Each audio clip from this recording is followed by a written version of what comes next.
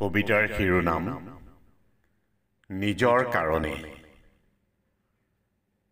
ৰচনা ডাক্তৰ পলাশ ৰঞ্জন গগৈ।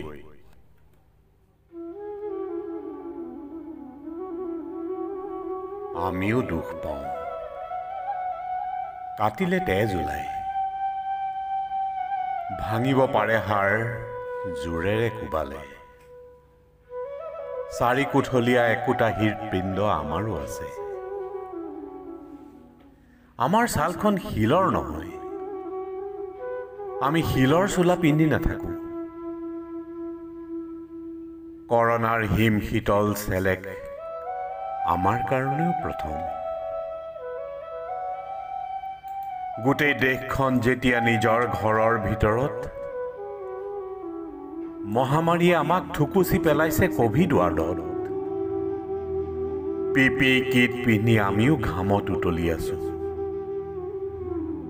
চকুৰে ধোঁৱা কোৱা দেখিছো।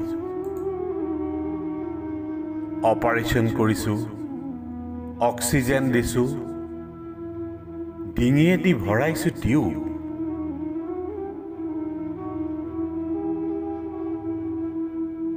তাৰ মাজতো নটিচ পঢ়িছো, ভাড়াঘৰৰ মালিকে ঘৰ খালী কৰিবলৈ কৈছে। মহামাৰীয়ে কাঢ়ি লৈ গৈছে আমাৰ 18টা মাহ। কত সপোন হেৰাই গৈছে মাস্কবোৰৰ আঁৰত।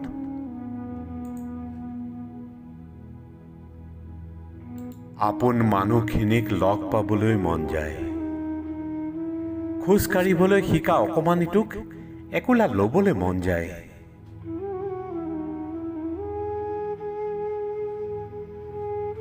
ভাগৰতো ভেণ্টিলেটৰ চলাইছো,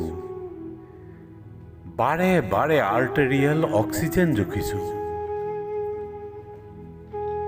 ভেকচিনৰ খোজকেইটা সকলোতকৈ আগতে আমিয়েই বাহু পাতি লৈছো। যোদ্ধা বুলি তোষামোদ নকৰিব, ভগৱান বুলি কৈ চাকি গছৰ আগত নবহালেই ভাল পাম। আমিও দুখ পাওঁ, কাটিলে তেজ ওলায়, ভাঙিব পাৰে হাড় জোৰেৰে কোবালে। চাৰি কোঠলীয়া একোটা হৃদপিণ্ড